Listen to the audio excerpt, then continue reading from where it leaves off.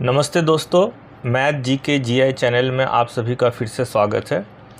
आज भी हम लोग कुछ मैथ्स को देखेंगे। तो चलिए एक नंबर सवाल से हम लोग शुरू करते हैं। पहला सवाल है x square plus 1 by x is equal to 2 हो तो x square plus 1 by x square का वैल्यू मेरा क्या होगा।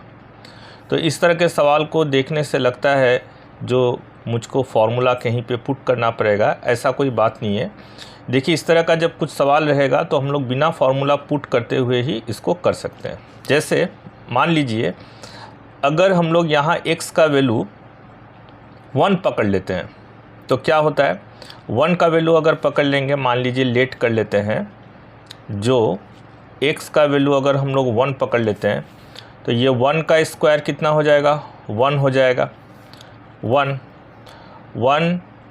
और फिर प्लस 1, तो 1 प्लस 1 कितना हो जाएगा, 2 डिवाइडेड बाय 1, तो 1 प्लस 1 बाई 1 जोड़ने से 2 बाई 1 इज इक्वल टू 2। इसका मतलब ये जो मेरा 2 है उसको ये सेटिस्फाई कर रहा है। तो इसका मतलब है x का वैल्यू मेरा फाइनल हमारा 1 से ही आ जा रहा है। अब जस्ट हम लोग क्या करेंगे, इस x के वैल्यू को इसमें हम लोग पुट कर देंगे। क्या है, x का स्क्वायर, अभी हम लोग निकाले x का वैल्यू क्या है 1, तो 1 का स्क्वायर कर देते हैं, प्लस 1 बाई x का स्क्वायर, तो फिर से 1 का स्क्वायर हम लोग कर देते हैं, तो कितना आएगा, 1 का स्क्वायर तो मेरा 1 ही होता है, 1 बाई फिर 1 का स्क्वायर 1 ही होगा, तो 1 प्लस 1 बाई 1 का मतलब 1 ही होगा, तो 1 प्लस 1 इज इक्वल टू 2 होगा। तो मेरा ऑप्शन ए में 2 वैल्यू दिया गया है। अब हम लोग आ जाते हैं सवाल नंबर 2 में। देखिए क्या है, यहाँ पे बोला गया है x minus 1 by x is equal to अगर 3 हो तो x square plus 1 by x square का वैल्यू क्या होगा। तो इसमें एक नंबर में जैसे हम लोग किए थे, वैल्यू पुट अगर करने से 3 आता है तो ठीक है। तो देखते हैं आता है कि नहीं। अगर हम लोग 1 पकड़ लेते हैं तो क्या होगा, देखिए x का वैल्यू 1 माइनस 1 0 बाई 1, तो 3 तो मेरा नहीं आ रहा है।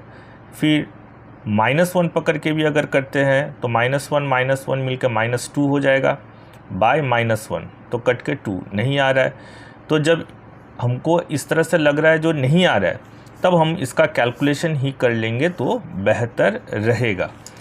तो अब हम लोग इसको देख लेते हैं इसका कैलकुलेशन कैसे होता है। इस चीज़ को x minus 1 by x is equal to 3 दे के रखा है, तो 3 मीन्स 3 बाई 1 हम लोग पकड़ लेते हैं। अब हम लोग क्या करेंगे, इसको क्रॉस मल्टीप्लिकेशन कर देते हैं। क्या, इसके साथ इसका मल्टीप्लाई, इसके साथ इसका मल्टीप्लाई, तो 3 इंटू एक्स 3x हो जाएगा। 1 के साथ किसी चीज़ को मल्टीप्लाई करने से मेरा वही संख्या आ जाती है। अब हम लोग क्या करेंगे, 3x इधर वाले x को इज इक्वल टू के लेफ़्ट साइड में ले आएंगे तो -x हो जाएगा, और इज इक्वल टू -1 है, तो ये हो गया 2x minus x is equal to 3x minus x is equal to 2x हो गया, इज इक्वल टू -1। तो मेरा x इज इक्वल टू क्या हो जाएगा, -1/2। तो x का वैल्यू यहाँ पे क्या आया, -1/2। अब हम लोग क्या कर देंगे, इसमें हम लोग इसको पुट कर देंगे। तो क्या है, यहाँ पे x का वैल्यू -1/2 आ गया, तो -1/2 का स्क्वायर प्लस 1 बाई फिर x का वैल्यू अभी हम लोग निकाले -1/2, तो -1/2 का स्क्वायर। अब माइनस का स्क्वायर अगर करेंगे तो माइनस माइनस मिल के क्या हो जाएगा, प्लस, और 1/2 1 का स्क्वायर क्या होगा 1, और 2 का स्क्वायर क्या हो जाएगा 2 2 ज़ा 4 प्लस 1, इधर भी -1/2 का हो जाएगा 1/4। अब हम लोग क्या करेंगे, इसका एलसीएम करके भी कर सकते हैं, या 4 1 जा 4 प्लस 1 5, 5/4 भी हम लोग लिख सकते हैं, बाई 1/4। अब हम लोग इसको क्या करेंगे, अब हम लोग इसको देखते हैं, जो यहाँ पे ये बाई चूँकि दे के रखा हुआ है, तो इस बाई को हम लोग क्या कर देंगे 5/4, और ये डिवाइड है मतलब वो मल्टीप्लाई हो जाएगा, तो रेसिप्रोकल हो जाएगा 4/1। अब हम लोग क्या करेंगे, काटा काटी कर लेते हैं। 4 1 जा 4, 4 1 जा 4, तो 5/1, 5/1 का मतलब हो गया फाइनल आंसर मेरा 5। तो ये जो 5 है मेरे ऑप्शन सी में है। तो अगर हम लोग क्या देखें, हम लोग अगर देख रहे हैं जो 1 -1 2 -2 पुट करने से अगर आ जाता है तो ठीक है, और नहीं आता है तो फिर हम लोग इसको कैलकुलेशन करके x का वैल्यू निकाल लेने के बाद फिर इसको पुट कर देना ही बेहतर है। अब हम लोग आ जाते हैं सवाल नंबर 3 में। देखिए क्या देके रखा है, यदि x + 1/x = 2 हो तो x³ + 1/x³ टोटल ब्रैकेट में डिवाइडेड बाय, फिर ब्रैकेट के भीतर x का पावर 12 + 1/x⁻12 का वैल्यू मेरा क्या होगा। तो फिर से 1 और 2 नंबर में जैसे हम लोग किए थे, 1 नंबर में हम लोग पुट करके देख लिए थे, तो पहला वो देख लेंगे, फिर अगर नहीं होता है तो फिर हम लोग कैलकुलेशन करेंगे। तो पुट करते हुए हम लोग देखते हैं इसमें क्या आता है। अगर x का वैल्यू फिर से अगर हम लोग 1 अगर रख लेते हैं, तो 1 अगर लेट कर लेते हैं, लेट x का वैल्यू जो है वो मेरा अगर 1 है, तो 1 + 1/1 तो क्या हो जाएगा, 1 + 1/1, तो 1 + 1/1 का मतलब 1 होता है, = मेरा हो जाएगा 2। हाँ ये ठीक है, जो कि इस 2 को सेटिस्फाई कर रहा है। इसका मतलब हम लोग x के वैल्यू को अब जस्ट हमको इसमें पुट कर देना पड़ेगा। क्या पुट करेंगे, जो x का वैल्यू जो हम लोग का निकला 1, अब इसमें पुट करेंगे तो 1 का क्यूब प्लस 1/, फिर यहाँ पे 1 का cube bracket close divided by x का पावर 12 मतलब 1 का पावर 12 प्लस 1/1 का पावर मेरा फिर से क्या हो जाएगा 12। अब इसको कैलकुलेशन कर लेते हैं। 1 का पावर कुछ भी रहे वो 1 ही होगा, 1/1 का पावर कुछ भी रहे वो 1 ही होगा, फिर से ये 1 ही होगा, फिर 1/1। अब क्या है यहाँ पे देखिए, ये 1 + 1/1 का मतलब 1 होता है, और इधर भी 1 + 1/1 का मतलब क्या होता है, 1 होता है। अब हम लोग इसको क्या करेंगे, 1 + 1 होता है 2 डिवाइडेड बाय 1 + 1 होता है 2। अब 2 से 2 को अगर डिवाइड करेंगे तो मेरा कितना हो जाएगा, 1 आएगा, जो कि मेरे ऑप्शन बी में देके रखा है। मैं फिर से इसको रिपीट कर रहा हूँ। 1 नंबर सवाल में जैसे हम लोग किए थे, x का पहले 1 वैल्यू पुट करेंगे या -1 2, अगर यहाँ तक आ जाता है तो ठीक है, नहीं आता है तो हम लोग सवाल नंबर 2 जब किए थे तो उसमें हम लोग क्या किए थे, इसको ही कैलकुलेशन कर लिए थे। तो सवाल नंबर 3 में देख रहे हैं, अगर 1 2 में ही अगर आ जाता तो ठीक है, तो यहाँ पे देख रहे हैं हम लोग का 1 से ही मेरा ये 2 आ गया। तो अब वैल्यू हम लोग इसमें पुट करके हम लोग इसको बहुत ही आसानी से बना लेंगे। चाहे इतना बड़ा सवाल भी रहे वो मेरे लिए आसान हो जाएगा अगर हम लोग इस मेथड से करेंगे। चौथे नंबर सवाल में आ जाते हैं। तो देखिए चौथा नंबर सवाल क्या पूछा गया है, यदि a - b = 1 और a² + b² = 25 हो तो ab का वैल्यू मेरा क्या होगा। तो पहले से ही हम लोग जो बोल रहे थे, जो a का वैल्यू या b का वैल्यू हम लोग कुछ मान लेते हैं, और यहाँ पर भी वही जो मान लेंगे उसको पुट करके देखेंगे। 25 भी अगर आ जाए और इधर का 1 भी आ जाए तो फिर हम लोग यहाँ पे पुट कर सकते हैं। तो मान लेते हैं a का वैल्यू मान लीजिए 2 पकड़ रहे हैं, तो 2 - b का वैल्यू अगर हम लोग 1 मान लेते हैं तो 2 से 1 गया 1, चलिए ठीक है यहाँ पे।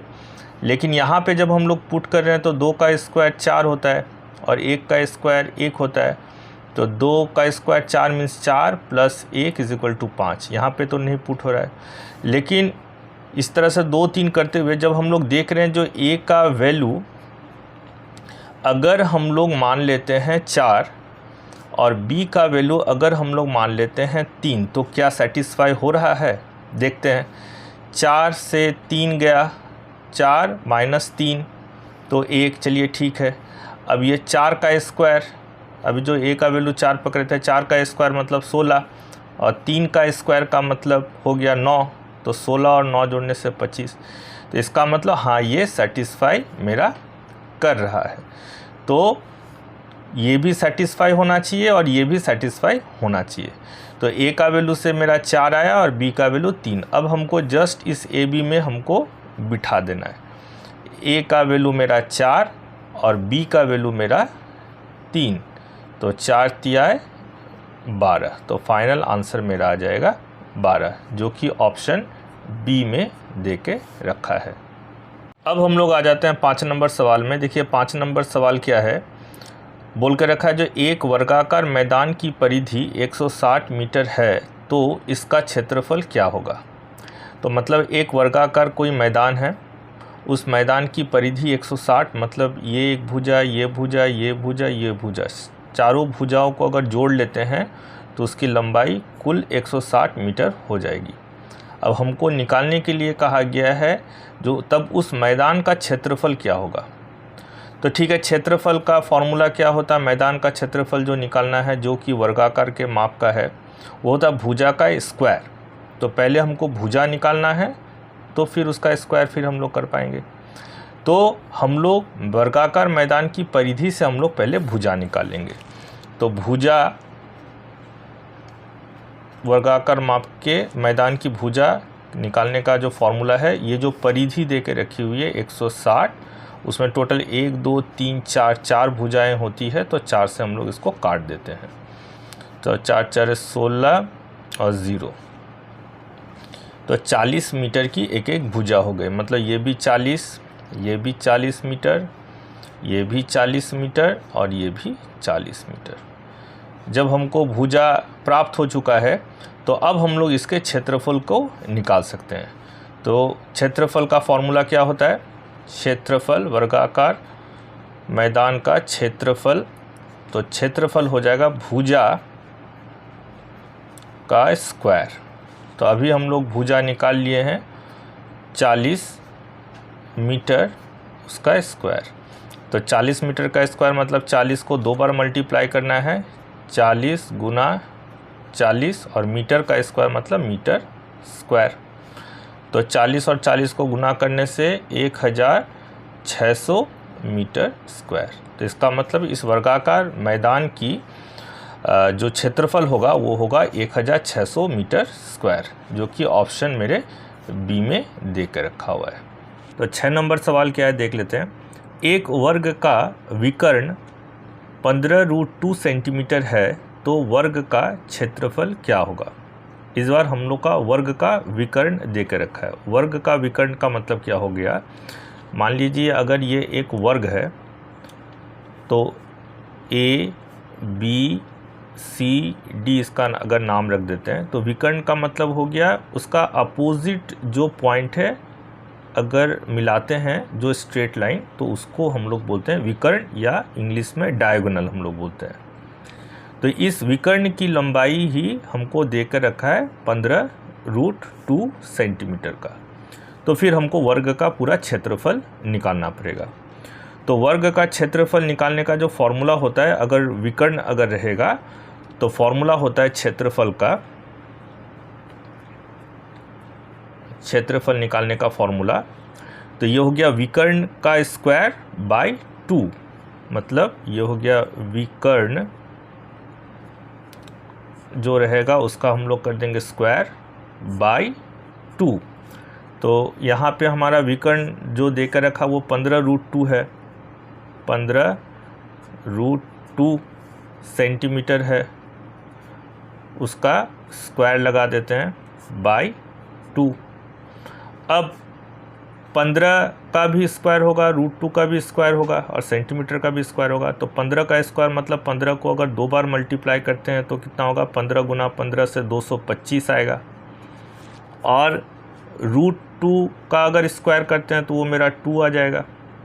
और सेंटीमीटर का स्क्वायर मतलब सेंटीमीटर स्क्वायर आएगा बाय ये मेरा आ गया 2। अब हम लोग काट लेते हैं, 2 और 2 मेरा कट गया, तो फाइनल मेरा क्या आया 225 और ये सेंटीमीटर स्क्वायर। तो इसका मतलब वर्ग का जो मेरा क्षेत्रफल होगा वो 225 सेंटीमीटर स्क्वायर। तो ये मेरा ऑप्शन 225 सेंटीमीटर स्क्वायर ये मेरा डी में देकर रखा हुआ है। 7 नंबर सवाल क्या है देखिए, एक वर्ग का क्षेत्रफल 400 मीटर स्क्वायर है तो इसकी एक भुजा की लंबाई क्या होगी। अब हमको क्षेत्रफल ही दे के रखा है। मान लीजिए ये कोई एक मेरा वर्ग है, उस वर्ग का मेरा क्षेत्रफल जो है वो मेरा 400 मीटर स्क्वायर दे कर रखा है। तो एक एक भुजा की लंबाई कितनी होगी ये हमको निकालना है। तो देखिए हम लोग जानते हैं वर्ग का क्षेत्रफल निकालने का फॉर्मूला होता है, वर्ग का क्षेत्रफल अगर हम लोग निकालेंगे तो हम लोग को होता है भुजा का स्क्वायर। ये भी एक मेरा दूसरा फॉर्मूला है। तो हम लोग लिख लेते हैं वर्ग का क्षेत्रफल, वर्ग का क्षेत्रफल बराबर क्या होता है भुजा का स्क्वायर, भुजा का स्क्वायर। अब वर्ग का क्षेत्रफल हमको देकर रखा है 400 मीटर स्क्वायर है, 400 मीटर स्क्वायर, और हमको तो भुजा निकालना ही है तो ये रह गया भुजा का स्क्वायर। अब हम लोग क्या कर लेते हैं, चूँकि हमको भुजा ही निकालना है तो उसको हम लोग बाएं साइड में लेके आते हैं, उसको दाएं साइड में।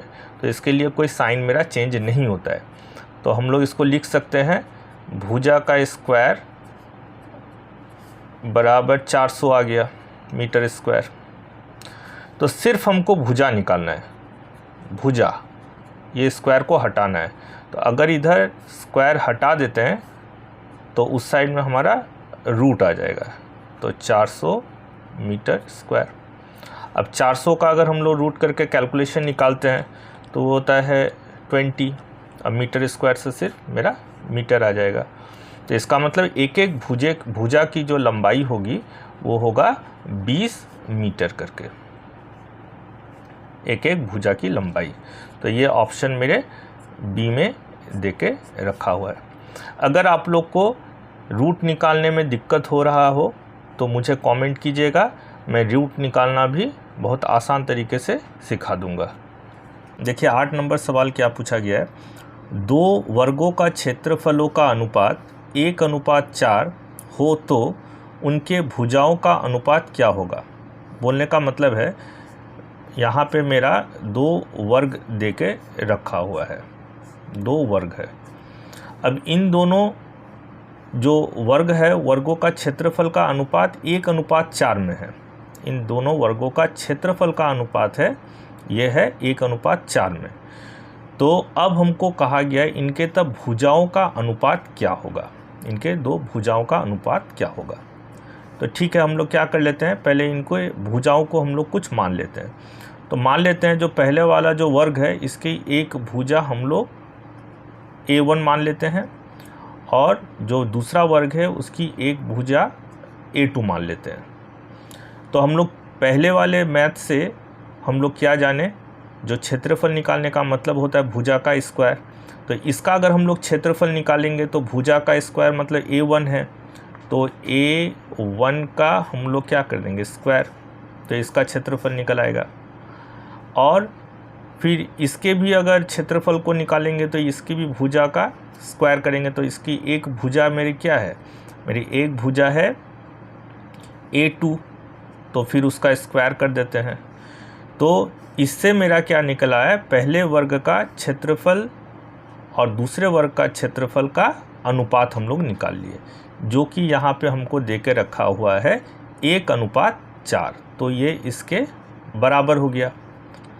अब हम लोग इसको क्या करेंगे, हम लोग A1 का स्क्वायर बाय हम लोग लिख सकते हैं A2 का स्क्वायर इज इक्वल टू 1/4। अब हम लोग इसको क्या करेंगे, लिख लेते हैं। यहाँ पे अगर स्क्वायर को अगर हटाना चाहते हैं तो फिर इधर मेरा क्या आ जाएगा, रूट ओवर आ जाएगा। तो हम लोग यहाँ से स्क्वायर को दोनों में हटा देते हैं। तो A1/A2 इज इक्वल टू ये रूट ओवर 1/4 आ जाएगा। अब हम लोग क्या करेंगे, A1/A2 इज इक्वल टू क्या हो जाएगा, रूट ओवर जब है तो ये √1 और ये अलग अलग हम लोग दे दिए। तो अब क्या होगा, A1/A2 इज इक्वल टू इसका 1 होता है और √4 का होता है 2। तो इसका मतलब क्या आया, ये अनुपात आया 1:2। क्या चीज़, A1 और A2 का अनुपात, मतलब पहले वाले वर्ग की एक भुजा और दूसरे वाले वर्ग की जो भुजा है उन दोनों का जो अनुपात होगा वो अनुपात होगा 1:2 में, जो कि मेरा ऑप्शन है 1:2, जो कि डी में देकर रखा हुआ है। तो धन्यवाद दोस्तों, आप लोग इस चैनल को इस तरह से सपोर्ट करते रहिएगा।